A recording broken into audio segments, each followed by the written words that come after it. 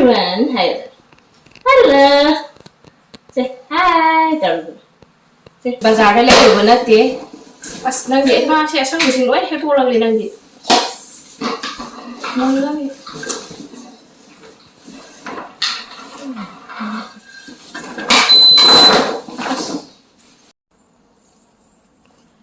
Sige harvest ni sin. The hectare tomatoes is green ball. Ko tomato green chili do hita lai na country. Chawi le re. Si nga le ga when khai do ke den den si kan si re ni. Den den si oi tre. Sin Hawaii mix sogri Hawaii. Nga le re noi na kan do ke. Farmers market yon yol res.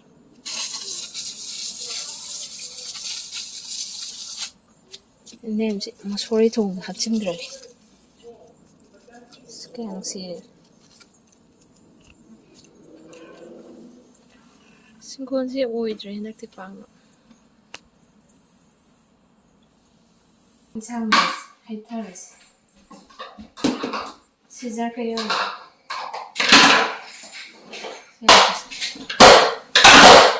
Si bazaar le ko banate. As nang di ma siya sang bising loy he to lang le nang di. Nang lang.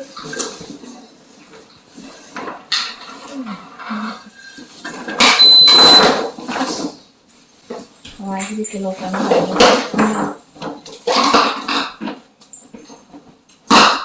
Hey Bob, sing red. Mommy, sing red.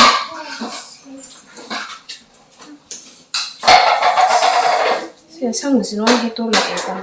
Si hay do ga kain na taw re. Po che kan do ke ni am ya. Ay ni tomato ka. Sorry na tina. Cái nó需要了，动物不需要了。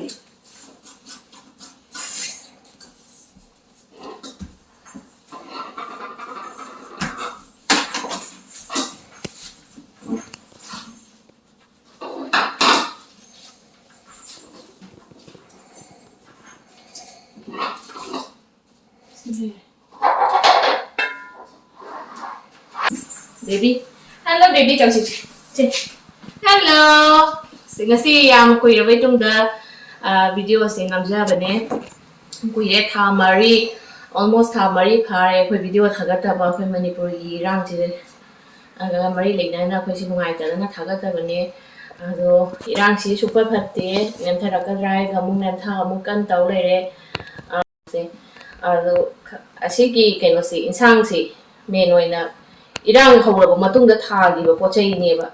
Mahita ko chab hore ba sisi ado irang di hoju pho phatri ba si tha mari phagalak ba si ado na mayam si Unare irang si so phana ba government na mayam na thogu matam da solution pu biro o ado mayam si wa ba di kam thengna re ado ne to khoi so video si irang si ga mari leina na video si su tha thagalu tra ba ne ado hoji ma khang mate hoge na thaga chara ko video ne mayam su na da ba kuire adoga thajasu mayam na uninge harab bado masidi insang thaja insang nang yon thokera asi insang mam said si hello tataksis yeah thaja thama pan phang re haji choksin hare thaja mo odala hala not pet tawi Dada rin nila. Dada yan, baby, siya panin dito no kan bios. Say hello, hey. Todo bino. Hey. Mommy, also where you found this? Sini ito isang jam cha ba phange hoji kan che aduga vegetables e me noin hadak ki chahi je asi product ko desi ko pore ko adu mamang chahi ga diam thi na mukhena ri hai tare khon si khara hadak ti phapo che phaba yaude khoi ka teina ta mayam yoin hai tare phaba si yau yong na da ba mamang de tomato ka si ampan me ba do handak so pa la ga su yam na mamang di chahi gi ta khai pho yong de hai tare handak ki tomato ka pa li si di ado poche khara di hanthare product se today kan ꯑꯗꯣ ꯑꯩꯈꯣꯏ ꯈꯛꯇꯪ ꯆꯥꯕꯩꯗꯤ ꯌꯥꯝꯅ ꯀꯩꯅꯣ ꯇꯧꯔꯦ ꯂꯦꯝ ꯄꯥꯅꯕꯗꯤ ꯀꯣꯟꯅꯕ ꯑꯁꯤ ꯈꯔ store ꯇꯧꯁꯤꯜꯂꯔꯅꯤ ꯑꯗꯣ ꯌꯦꯟꯕꯁꯨ ꯑꯗꯨꯝ ꯈꯔꯗꯤ ꯌꯦꯟꯕꯗꯤ ꯍꯧꯒꯦ ꯀꯣꯕꯤ ꯐꯨꯜ ꯌꯥꯝ ꯐꯩ ꯀꯣꯕꯤ ꯊꯝꯆꯦꯠ ꯀꯔꯤꯝ ꯌꯥꯈꯤꯗ꯭ꯔꯦ ꯍꯟꯗꯛ ꯈꯥꯃꯦꯟ ꯅꯣꯡꯃꯦꯟ ꯑꯜꯂꯨ ꯀꯩꯅꯣ ꯃꯣꯔꯣꯛ ꯑꯃ ꯀꯔꯤꯝ ꯌꯥꯈꯤꯗ꯭ꯔꯦ ꯍꯟꯗꯛꯇꯤ ꯑꯗꯨꯅ ꯄꯣꯠ ꯄ꯭ꯔꯗꯛꯁꯤ ꯈꯔ ꯋꯥꯠꯂꯦ ꯍꯥꯏꯇꯥꯔꯦ ꯍꯟꯗꯛꯇꯤ ꯑꯗꯨꯗꯤ ꯃꯌꯥꯝꯁꯨ ꯀꯨꯏꯔꯦ ꯎꯅꯗꯕ ꯑꯗꯨꯅ ꯑꯩ ꯚꯤꯗꯤꯑꯣꯁꯤ ꯃꯊꯪ ꯃꯆꯥ ꯁꯦꯝꯕꯗꯤ ꯍꯧꯖꯔꯛꯑꯒꯦ ꯍꯧꯖꯤꯛ ꯉꯁꯤꯗꯒꯤ ꯍꯧꯔꯒ ꯊꯥꯖꯁꯦ ꯍꯥꯏ ꯇꯧꯁꯦ ꯁꯤ ꯐꯠ papa hello say hi hello everyone this video hi everyone hi hello say hi say kisipi tau say mama da say kisipi no say hi tau say no say hello tau hi say peekaboo tu kai deh peekaboo kai ꯃꯔꯛꯁꯤꯗ ꯑꯋꯥ ꯅꯨꯡꯉꯥꯏ ꯃꯌꯥꯝ ꯌꯥꯎꯈ꯭ꯔꯦ ꯑꯩꯈꯣꯏꯁꯨ ꯚꯤꯗꯤꯑꯣꯁꯤ ꯅꯝꯗꯕ ꯃꯔꯛꯁꯤꯗ ꯑꯋꯥꯕꯁꯨ ꯌꯥꯝ ꯌꯥꯎꯈ꯭ꯔꯦ ꯅꯨꯡꯉꯥꯏꯕꯁꯨ ꯑꯗꯨꯝ ꯌꯥꯎꯏ ꯄꯨꯟꯁꯤꯒꯤ ꯈꯣꯡꯆꯠ ꯍꯥꯏꯗꯣ ꯑꯋꯥ ꯅꯨꯡꯉꯥꯏꯒ ꯁꯔꯨꯛ ꯌꯥꯃꯤꯟꯅꯔ ꯆꯠꯂꯦ ꯑꯗꯨꯅꯦ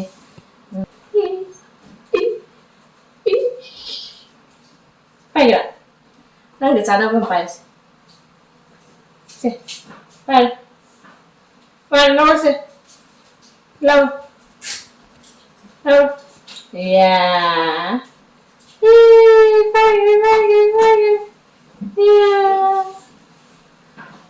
Si khandokpa su thaba amne tawris.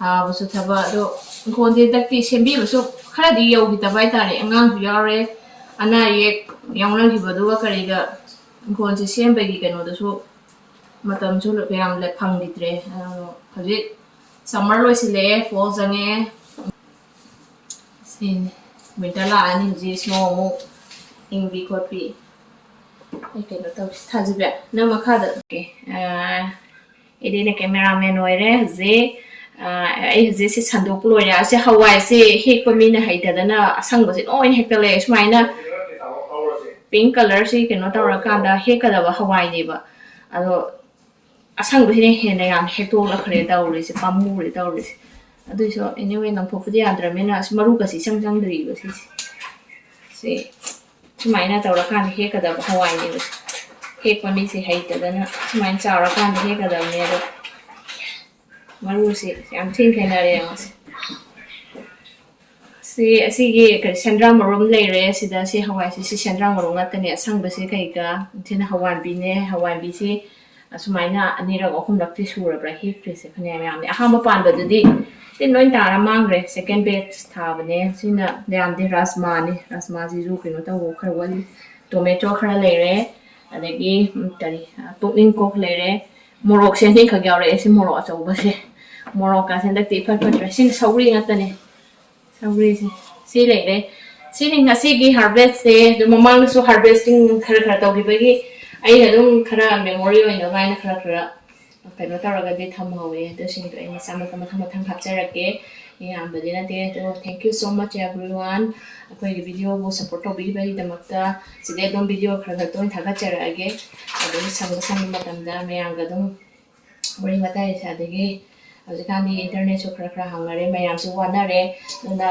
isorda lanje khara thuna losinbi baina lai kromasi wana badi no wanare mayam yum nang pai ga haira asi pai no si khara sang bo sen pai eat dadan charo hai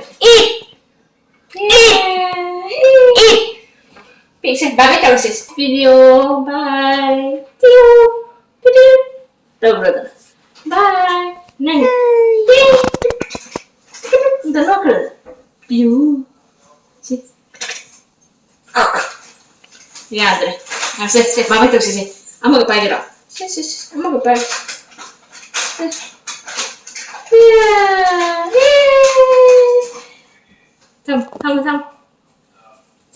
Bye. Okay. Bye. Okay, ngasi gidi sai lo sinjerege har ngasi gidi mayam su unada bu kuire video macha ma thaga charakpani. Thank you so much. Bye. Memes. ꯁꯤ ꯑꯣꯏꯅ ꯁꯪꯕ ꯃꯈꯩꯁꯦ ꯍꯦꯛꯇꯠꯂꯛꯑꯦ ꯄꯥꯝꯃꯨꯔꯦ ꯌꯥꯝ